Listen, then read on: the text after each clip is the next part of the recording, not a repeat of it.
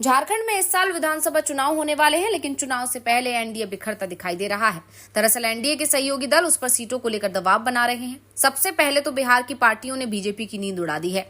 नीतीश कुमार की जेडीयू, चिराग पासवान की एलजेपीआर, जीतन राम मांझी की हम झारखंड में ज्यादा से ज्यादा सीटों पर चुनाव लड़ने की दावेदारी कर रही हैं। इसके लिए बीजेपी पर दबाव बना रही हैं। तो दूसरी तरफ झारखंड की सबसे मजबूत क्षेत्रीय पार्टी आजसू, जो एनडीए के साथ है, वो भी एनडीए से दूर जाती दिखाई दे रही है। दरअसल झारखंड में चंदन कियारी सीट पर घमासान मच गया है। मौजूदा विधायक अमर कुमार बाउरी ने खबरों को सिरे से खारिज कर दिया है कि वो किसी दूसरी सीट से चुनाव लड़ेंगे। उन्होंने साफ कर दिया है कि वो चंदन कियारी से ही चुनाव लड़ेंगे। हालांकि उनके चुनाव ना लड़ने की अफवाहों ने कई तरह की अटकलों को जन्म दिया है। सबसे बड़ा सवाल ये है कि अगर बीजेपी की तरफ से अमर कुमार को टिकट नहीं देती है तो आजसू पार्टी नेता उमाकांत रजक क्या करेंगे।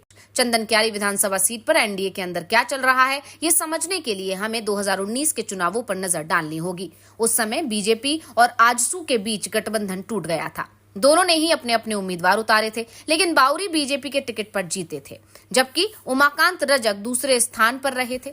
पिछले कुछ दिनों से सोशल मीडिया पर यह अफवाह तेजी से फैल रही है कि बाउरी इस बार चंदन कियारी से चुनाव नहीं लड़ेंगे। इन अफवाहों का खंडन करते हुए बाउरी ने कहा कि मैं चंदन कियारी का हूं और चंदन कियारी मेरा है, मैं ऐसी सीट से चुनाव लड़ूंगा। ऐसे में ये सवाल अभी भी बना हुआ है कि आखिरकार बाउरी के चुनाव न लड़ने की अफवाहें कौन फैला रहा है। इसका जवाब शायद सब जानते हैं। अगर बाउरी चुनाव नहीं लड़ते हैं तो इसका सबसे ज्यादा फायदा रजक को होगा।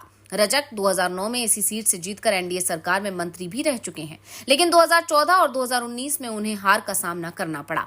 2014 में बाउरी ने जेवीएम के टिकट पर चुनाव जीता था और बाद में बीजेपी में शामिल हो गए।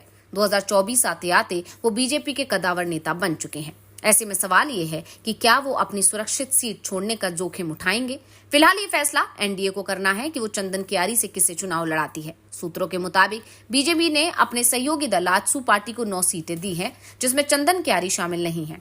इस स्थिति में ये देखना दिलचस्प होगा कि आजसू नेता रजक क्या करते हैं।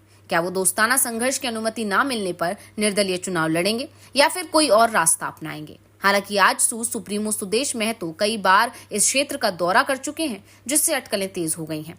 इस बीच जयराम महतो भी इस क्षेत्र में अपना जनाधार मजबूत करने में जुटे हैं और लगातार दौरे कर रहे हैं। ऐसे में ये देखना दिलचस्प होगा कि आने वाले समय में क्या होता है।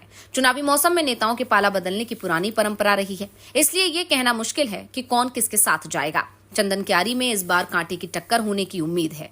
ये देखना दिलचस्प होगा कि आखिर कौन उम्मीदवार मैदान में उतरता है और कौन किसका समर्थन करता है।